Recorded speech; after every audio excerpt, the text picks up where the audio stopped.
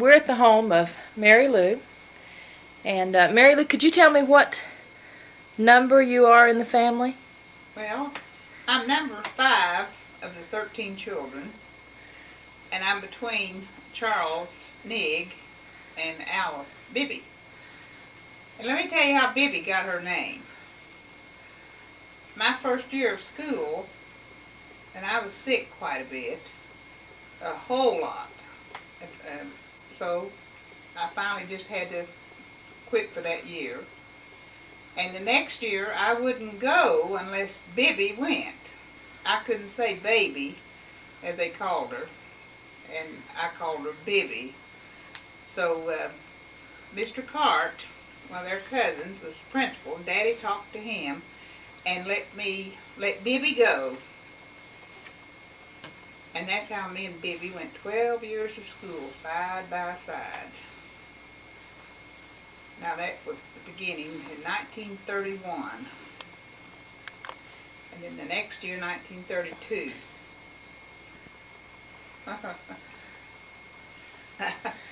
I can remember distinctly the day that Daddy got his leg cut off. We had to walk to Mallory School. Now that was from Claypool Church, that's where we lived up there at Cold Spring, and walked all the way to Mallory School. And on our way back, we had a house down there, the old home place where Bob and Janice lives now. And we'd stop in there, and me and Nick always took care of his sister. And we always stopped in at Mr. Anderson's to get a drink of water from that pump. This particular day, Edry Wells was getting a drink of water from Miss Klein's pump. And she hollered over.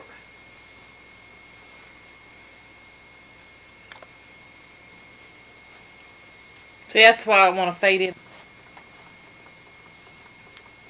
Edry hollered across over to us and said, did you know Uncle Bitt got hurt today? And we said no. And we ran all the way up to Cold Spring. And when we got there, Mom was just getting home. Uncle Roy brought her home from the hospital.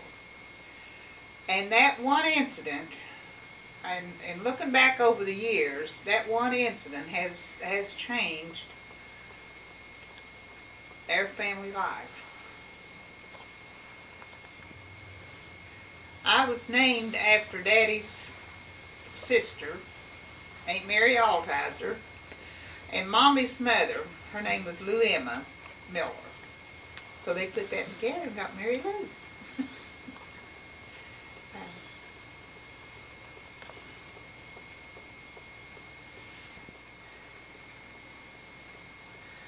They said I was named after Daddy's sister, Aunt Mary Altizer, and Mommy's mother, Lou Emma Miller. And the nickname is Pud. And I don't know where I've heard different tales where they got the Pud, but I don't know just where Puddinhead and all, I don't know what it is. But I'm well known among the family as Pud.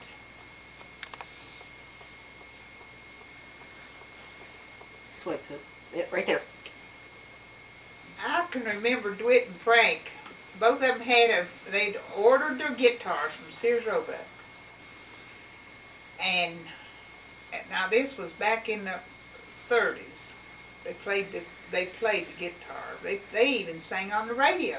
There was Gone Blankenship and Jazz, and sang on Oak Hill Station, Bluefield Station. we had stars in our family. That's the truth now.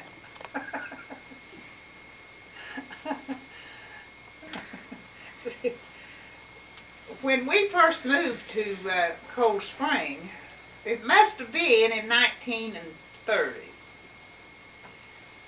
And we didn't have in power. We had lamps, oil lamps. In each room we had a lamp, maybe two or three lamps.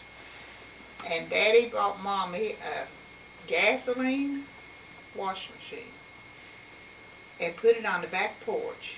And DeWitt was so tickled with that that he wanted to sleep out there with it that night. Prayed somebody would come along and steal it.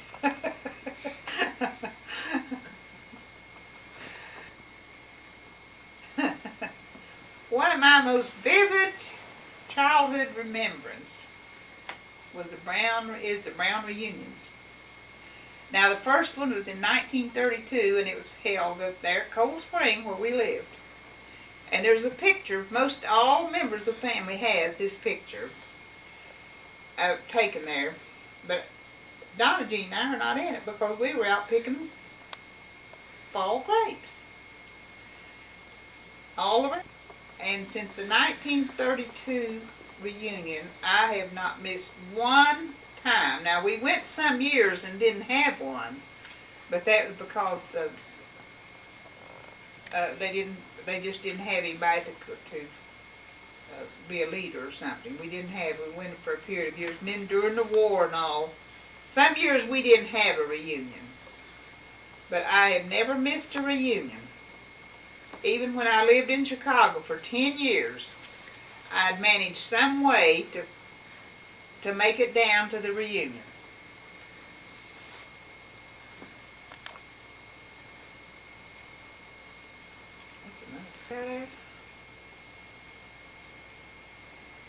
You know, in thinking back with what all Mommy had to endure, and Daddy too, after Daddy got his leg cut off. The year that he got mixed up, 1931, he got his leg cut off. 1932, December, Jim was born. And in November of 1933, Frank got sick. And of course, me and Don now was sick. I think we were the sickest ones of the kids at that time. And how Mommy ever managed. Daddy was real bad at two or three different times. I remember them taking us to the hospital to see him. The doctor said he was going to die. But all through that, she managed. She always managed to keep the family together and keep us clothed and fed, and ordered her flowers.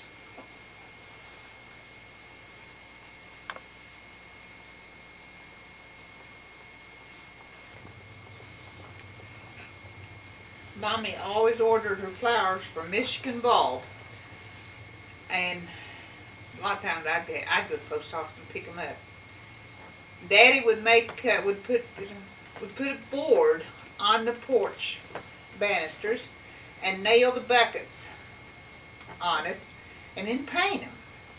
And I always helped her set them out. And she'd have some of the prettiest flowers. And she always said that she marked me by her green thumb, because I always had a green thumb. One of our neighbors told Patty that her mommy could plant a broomstick and it would grow. And that Tom has inherited.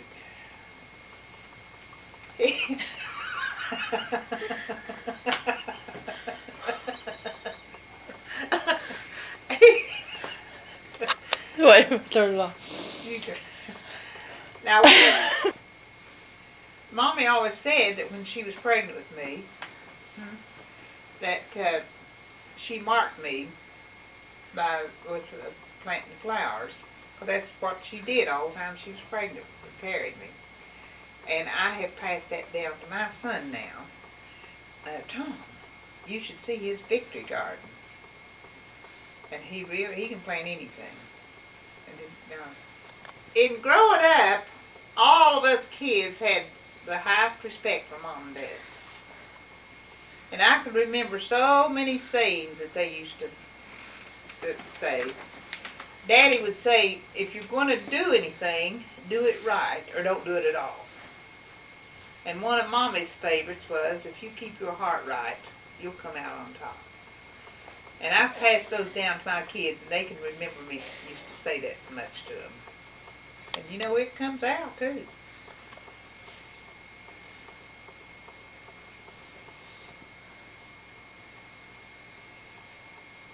I can remember that Pauline and I, after I started teaching, and she was working in the office. We didn't have too many clothes. I know I had one good suit, and she had one good suit. I'd wear mine one day with a pretty blouse. She'd wear hers, and then I'd wear hers the next day. We'd change about with different kinds of different blouses, and people thought we had a lot of clothes, but changing like that. But it was.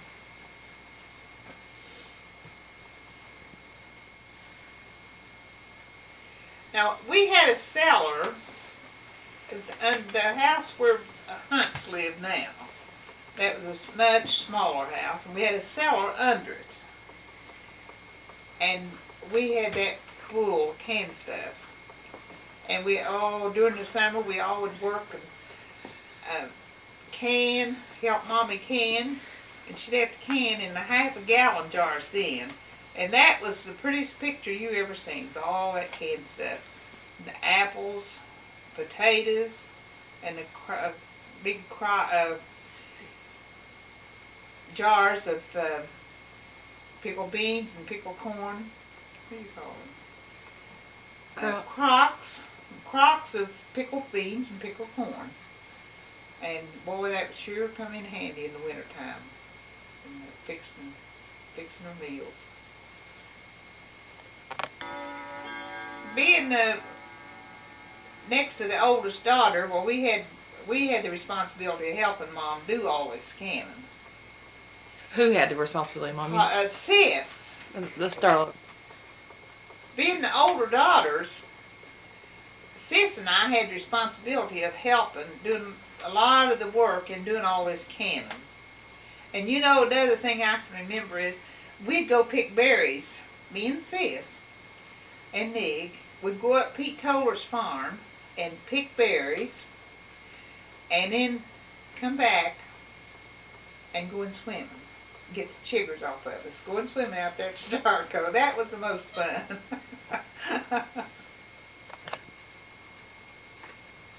I can remember when DeWitt and Alberta got married. It was in September of 1938. And their first housekeeping was the house there below the bridge, that we call the Smith house. The red house. And then they moved down to Grandpa's. Oh, they was married over a year there when they moved there in Davin Camp. The second house beside of Nelson Painter. And Glade Mannings lived in 2 rooms, and DeWitt and Alberta lived in the other 2 rooms, and that's where Priscilla was born. And that was such a happy day. We tickled to death. We were called aunts. Aunt Pud. I can remember going up and down the road there, talking to people. Well, you called Aunt today. Uncle Nick. Well, by Priscilla being born. Now, Mommy was the oldest of the children. DeWitt was their first oldest. Priscilla was their oldest grandchild.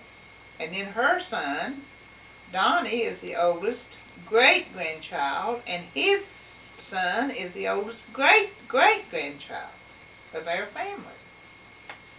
And then they lived around, moved to different places around, and when Clara Sue, that was their 5th baby, when she was born, he was in the Navy, and they moved to Boston, was up there quite a while.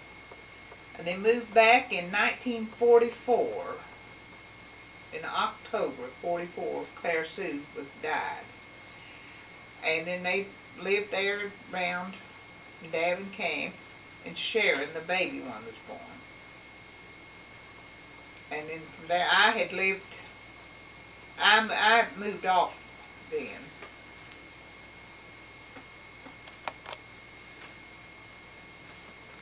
You got to mention there. Now, Priscilla being the oldest child of DeWitt's, and Sharon the youngest, and there's David, and Sandra, and Mickey, and of course Clara Sue is dead, and then Sharon. And then during this time, when DeWitt and Alberta was having children, Mom and Dad was having them. There was Margaret. Priscilla's older than Margaret, and David is older than Larry. And then here comes Sonja. And all five of them, they didn't have any trouble having playmates because they all played together. And here we got pictures.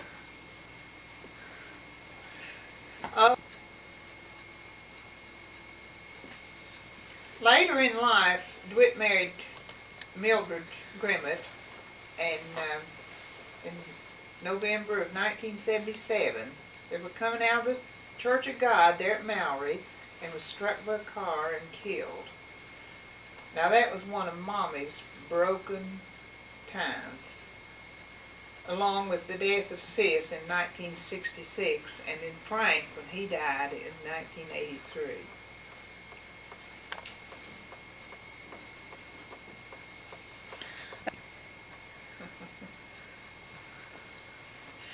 I was teaching school at Three Forks. That was in my senior year now.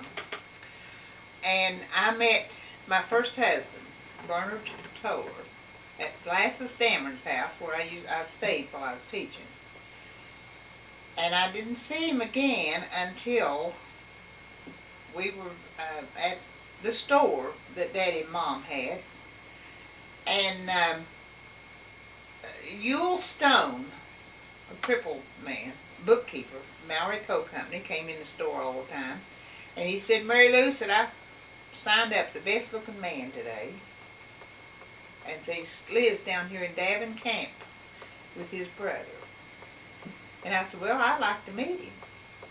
He said, well, I'll check on that. The next day, Bernard Toller came in the store and we started dating.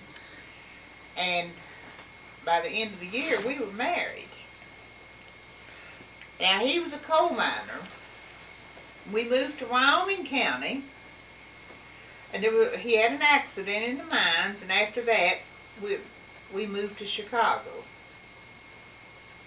And that's where we lived when he died. Now, I had 5 children. Now, what was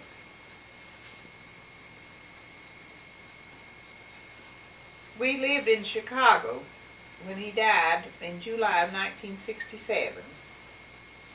And I had 5 children, Tommy, Tom,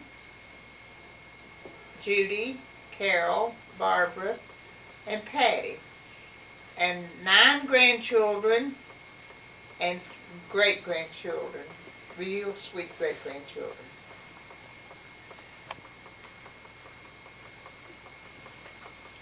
After Bernard died, I moved back to West Virginia and bought the big house that I live in now. And I was a widow for 4 years and met Jim Booth, married him, and we were married for 17 years when he died in 1987.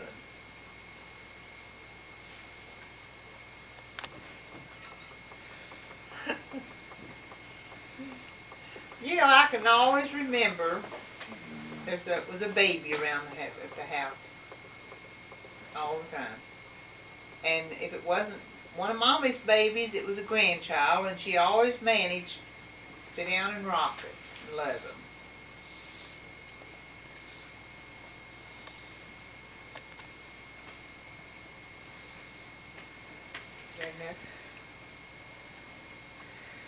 Now, Thanksgiving Day was always the day that Dad killed hogs. And it was so cold. And boy, I'll tell you, that meat was really good. Mom would make the red-eye gravy, they called it, with biscuits. And in Christmases, we always had a tree, and we made our own decorations. Nobody had any lights. And we'd pop popcorn or use some kind of a paper decorations or something, but we always managed to decorate them, so it was real pretty. And we always managed to have candy and nuts and fruit was treats. Mommy would manage to get each one of us at least one gift. Somehow, we always had one gift under the tree. And never a year did I ever remember not having a Christmas tree. We'd go out in the hills and cut it down. Be a live tree. Now I can remember our Sunday school days so vividly. Mommy didn't get to go too much with us during the early years. And we would walk, Daddy would walk with us from the old home place to Claypool Church. And I can remember my Sunday school teachers and so well. And when we get home, Mommy'd always have dinner fixed. And the preacher, so many times, the preacher and his wife, ever who the preacher was, Thomas or Mintz or a lot of them, would come and have dinner with us. And we girls had to get the kitchen cleaned up. And then after that, we'd walk to, me and Bibb and Maggie Banks, we'd all walk to Frederick's, down there across from Mallory School, and have ice cream. And we walked back to church that night.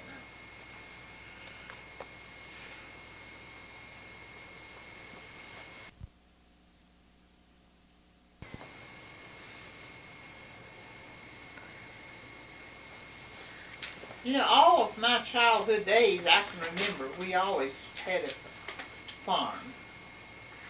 And what we grew, and what we didn't eat during the summer, we canned it. Now with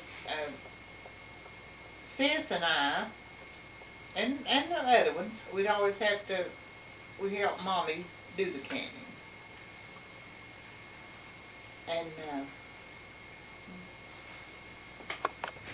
we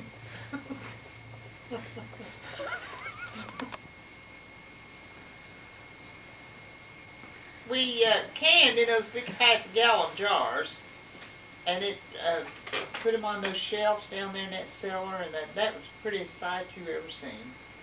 Along with the big potato bin we had full, and crocks of pickled beans and pickled corn.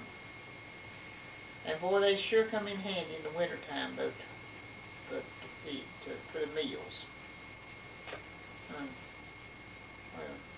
And what did you do at Thanksgiving with the pork? Oh, and Thanksgiving, Mommy would, when Daddy killed those hogs, we always killed hogs on Thanksgiving Day because it was so cold. Everybody around killed the hogs then. And Mommy would use every piece of the hog except the squeal. She made souse meat. She rendered lard. She made lye soap out of the fat. But she used every bit of the hog, somehow.